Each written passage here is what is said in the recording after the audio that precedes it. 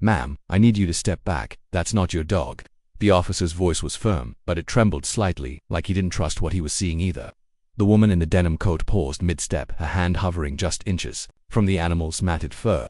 The dog, a large ash-gray mutt with streaks of red clay on its flank and burrs tangled in its ears, didn't flinch. Its eyes were trained on the backpack clutched between its teeth, a small, sky-blue pack, the kind sold in chain stores for kindergarteners, with a worn teddy bear stitched on the front pocket and one pink strap half-torn dot. Deputy Ellis Tran stood a few paces away, notepad in hand, but his attention wasn't on the notes he was supposed to be taking. He kept glancing at the backpack. It hung from the dog's jaw like something sacred or stolen. He'd been called out that morning to an abandoned field outside Morrow Ridge, just past the gravel plant and north of the creek, where the grass grew in crooked patches and the wind always carried the smell of something burnt. A road crew had spotted the animal pacing the edge of the field at dawn, walking slow, dragging the backpack behind it like a broken limb.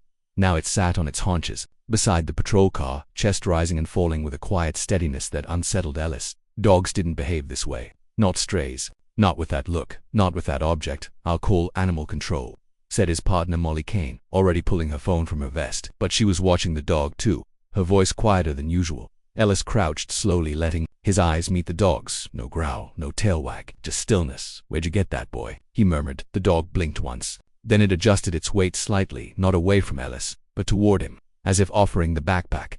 Ellis reached out carefully and took the strap. The moment his fingers closed around it, the dog let go and stepped back. One step, then another. Not running, not threatening, just waiting. He unzipped the main compartment. Inside was a pair of child-sized sneakers, slightly damp, a rolled-up fleece hoodie with a cartoon frog on it, a bag of dried mango slices, unopened, a plastic juice box, crushed, and something tucked deep into the bottom, a folded drawing, crayon on construction paper.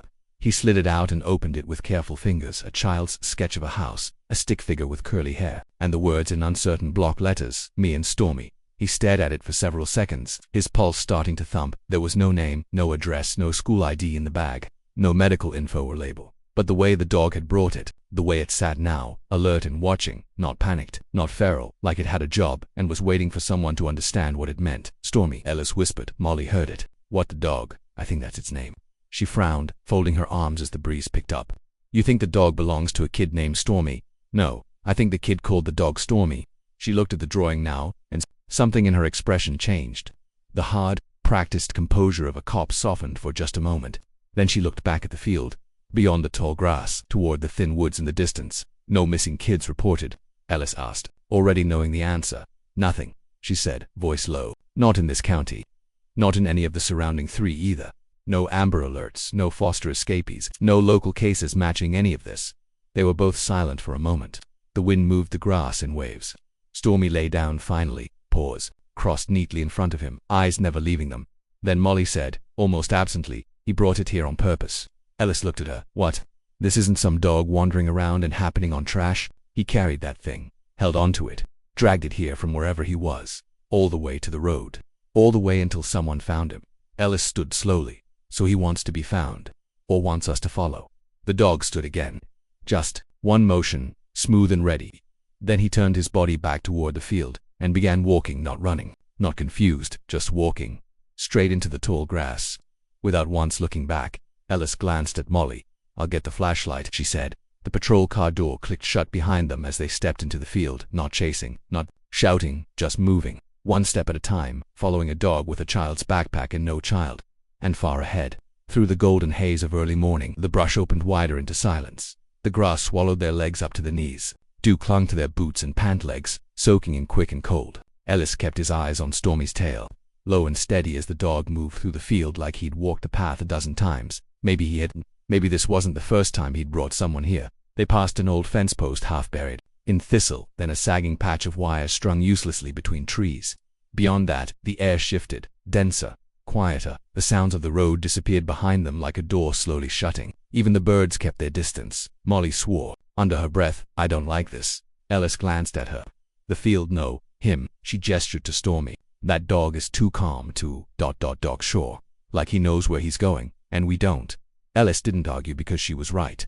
Stormy never hesitated, never sniffed the air or circled back or strayed. He moved like someone following directions. They reached a patch of bramble so thick it looked like a wall. Ellis expected the dog to stop or find a way around, but instead, Stormy ducked low and vanished into the undergrowth. Molly held back a curse. He wants us crawling now. Ellis bent down, peering through the thorns. There was a narrow tunnel, almost invisible, pressed open just wide enough for a child or a dog to pass through. He raised his head again and looked at Molly. She was already lowering herself to the ground. The tunnel scratched their arms and backs, tugging at their clothes. It took a full minute to crawl through, but when they came out on the other side, the world felt different. It was a clearing, small, maybe 20 feet across. A circle of flattened grass surrounded by trees that arched overhead in a half-dome of branches. In the center stood an old camping tent, collapsed, mold-dark, its poles bent inwards like broken ribs. Pieces of nylon fluttered in the faint breeze, and beside it, a child's folding chair, empty, tipped sideways. Stormy stopped. A few feet from the chair, sat, waited. Ellis moved slowly now. His heart knocked louder than his boots did. Is this where he didn't finish? Molly took a few pictures with her phone, then carefully stepped toward the tent. The zipper was half open, the fabric stiff with dirt. She crouched and lifted. The flap empty, she said. No sleeping bags, no food, just empty. Ellis looked down. Scattered nearby were juice boxes, wrappers, a coloring book, and a small blue sandal, torn at the heel. Jesus, he muttered. How long's it been? Hard to tell. Hard to tell. There's weather damage, but no signs of struggle. No blood. No drag marks, but no campfire either. Whoever stayed here didn't plan to be warm. Stormy stood again. He walked to a spot near the far edge of the clearing and sat beside a half-buried wooden crate. His paw scratched once at the ground. Then he waited. Molly caught the movement. He's pointing at something. They walked over. The crate was rotted on one side, its top sunken and soft. Ellis pulled off a piece with his gloved hand. Inside were a few rusted cans of food, a box of matches, and a folded sheet of paper, damp, yellowed. He pulled it out and opened it carefully. The handwriting was uneven but legible. If someone finds this, we needed a place to go. The shelters were full. I didn't know what else to do. Please take care of her if we're not back. She's good. She's smart. Her name is June. Ellis stared at the note. There was a child. June, Molly said, eyes scanning the clearing. So where the hell is she now? Ellis folded the note and slipped it into a plastic bag from his pocket. No sign of another person. No adult. No kid. Just the dog. He turned back toward Stormy, who now stood again, tail low, ears forward. Molly looked up, her voice low. What if something happened to the parent, and the girl's out here alone? Then that dog's been guarding her this whole time. They followed Stormy again, deeper into the trees now. The canopy thickened, the sky dimmed. Somewhere in the distance a hawk called out sharp and lonely. Then Stormy stopped. At first, Ellis didn't see what the dog was looking at. But then he caught it, a bright patch of fabric tucked behind a tree trunk. He stepped forward. It was a pink sleeping bag rolled tight. Next to it, a child's water bottle and a half-empty pack of crackers. And beside all of it, an old flip phone. Dead cracked. Molly picked it up carefully, prepaid, no ID. Ellis looked around. She was here recently. Then Stormy barked once, loud, urgent. He turned and sprinted through the brush, past the sleeping bag, toward a narrow stream at the far edge of the woods. Molly and Ellis ran after him, hearts pounding now. The trees closed in tighter. Stormy stopped at the water's edge, nose to the ground. He barked again, sharper, more desperate than they saw it. A child's handprint in the mud, small, fresh, leading away into the thicket. Molly crouched, her eyes wide. She's alive. Ellis looked at Stormy, now whining, pacing in tight circles. She's alive, Ellis repeated, breathless. But she's not with him. The twist landed in his chest like a stone. Stormy wasn't protecting the girl, he said. He lost her. And now, he'd come back for help. The mud squelched under Ellis's boots as he crouched beside the tiny handprint. It wasn't smudged, not yet washed away by water or wind. It was recent. He touched the edge of it with a gloved finger, measuring the size, the depth. It belonged to a small child, no older than 6 or 7, fingers spread, slightly as if she'd caught herself from falling. Molly paced a few feet behind, her voice barely more than breath. She's moving, still out here. Jesus, Ellis, how long's she been alone? Stormy whimpered again, circling once before darting ahead. He stopped at a bend in the stream, looked back, barked once, and disappeared into the trees.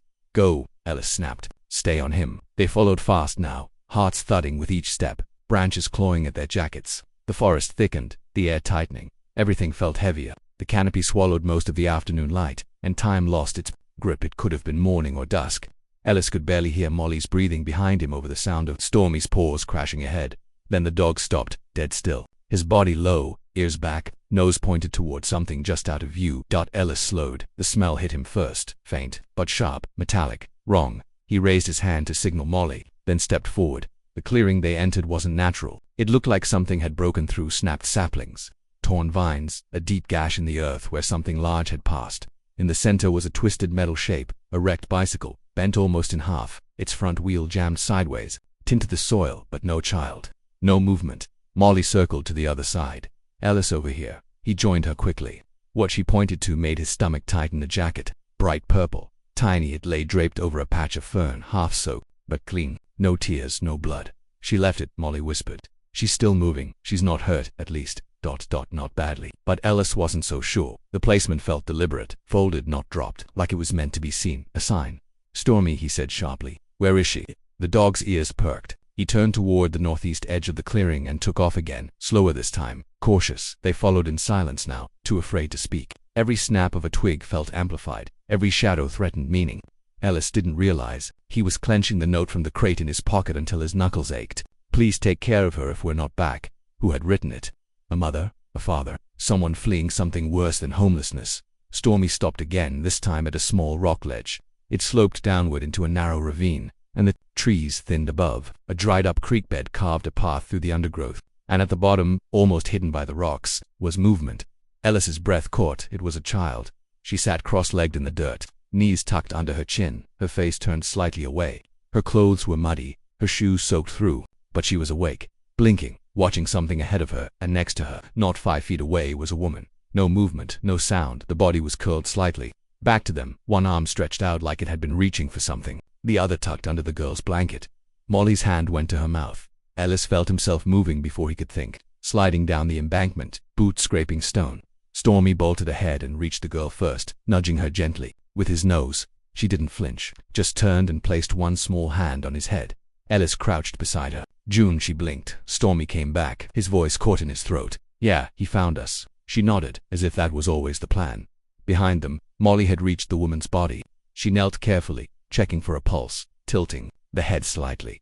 Then she looked at Ellis and shook her head. Slowly, the girl. June didn't cry. She didn't scream. She just kept her hand on Stormy, silent and still. Ellis swallowed hard. How long were you here? June didn't answer right away. Then I counted 22 sunrises. Then I stopped. Molly let out a shaky breath. She's been here for weeks. June looked up at Ellis. Finally, her voice was soft. I waited, like she said. And I stayed with Stormy. He kept bringing me back food from the forest. Then he left one day. I thought he got lost. He didn't, Ellis said gently. He went to find help. June looked back toward the woman. She was tired all the time. She said it was just until we found somewhere better. We didn't mean to stay so long. Ellis reached into his jacket and pulled out the crayon drawing, the one from the backpack. He showed it to her. This you, she nodded once. And this is Stormy. Another nod. Behind them, the wind shifted. The sound of distant sirens, faint but growing. Molly had called it in already. Backup was on the way. But for a long moment none of them moved, not even Stormy. The girl sat beside her mother's body, one hand resting on the dog who had kept her alive, and the other now reaching for Ellis's, not to hold it, but to place something in it. A second drawing, smaller, worn just to stick figures, standing beside a tall shape with a long tail, and a single word scrawled underneath in shaky block letters, SAFE. The air was too still for sirens. As the sound of the rescue units approached from somewhere beyond the trees, it felt intrusive, mechanical, sterile, too loud for the fragile silence that had settled in the ravine. June didn't flinch at the noise. She only leaned her head slightly against Stormy's shoulder, fingers still tangled in the scruff of his fur. He stayed perfectly still beside her, eyes flicking up toward Ellis and Molly like he was still on duty. Ellis knelt there longer than he should have. The drawing the girl had handed him, the one marked SAFE, felt heavier than it should have been. Something about the way she'd handed it off without a word, like it was her version of an incident report. Her truth boiled down into crayon, lines and a dog-shaped silhouette. There was something in her eyes, too, not quite empty, but beyond exhaustion, like she'd made some kind of trade with the world to survive, and it had cost her more than she understood. Molly stepped away from the woman's body, head low. Time of death's gonna be hard to pin down. Maybe 2 weeks, maybe longer.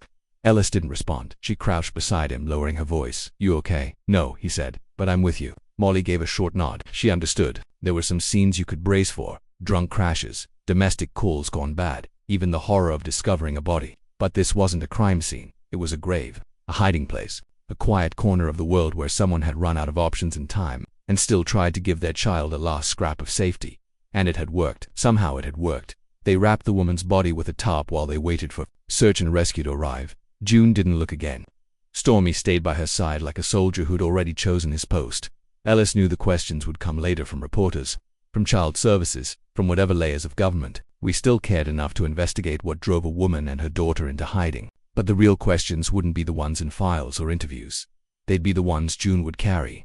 Why no one came, why her mum got tired, why she wasn't missed, why she had to rely on a dog instead of a neighbor, a school, a state. Molly whispered, "We need to get her out of here, before the team arrives." Ellis nodded. "She doesn't need to see the cameras." He crouched beside June. "Hey kiddo, you ready to go somewhere warm?" She didn't say yes, but she stood. He offered his hand. She didn't take it. She held onto Stormy's collar instead, and when they climbed out of the ravine, it wasn't Ellis leading the way. It was her and the dog, step by step, like they'd already made this journey before. Only this time, they weren't alone. The emergency medics met them at the tree line. They were quiet when they saw the girl. One of them knelt with a blanket and a bottle of water, murmuring gently. June didn't speak.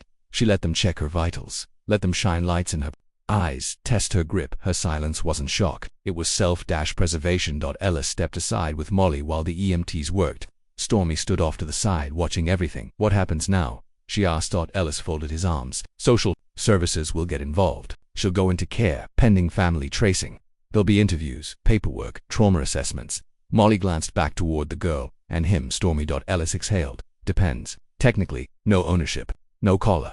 Probably gets logged as a stray. You going to let that happen?" He didn't answer. He walked back toward June. She was sipping water now, still quiet, but her eyes followed him.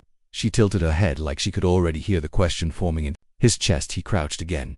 "I don't want to make promises I can't keep," he said, "but if it's okay with you, I'd like to make sure Stormy stays close while everything gets figured out." June looked at Stormy. Then at Ellis. Then back at the little drawing sheet, tucked into her jacket pocket. She finally spoke, "Only if he wants to." Ellis looked at the dog. Stormy. The dog moved forward instantly and placed himself beside June again, sitting close, calm. June nodded. "That means yes," she said. Ellis felt something shift then, not relief, exactly, but something like it. A small, honest thread of hope that walked her to the ambulance. No sirens, no rush. The woman inside, a young paramedic with soft eyes, helped her up, offered her a stuffed bear from a bag of toys kept for children. June accepted it quietly, then turned once more to Stormy. The dog tried to follow her into the vehicle. One of the medics stopped him gently. "We'll have to get clearance." Ellis raised a hand.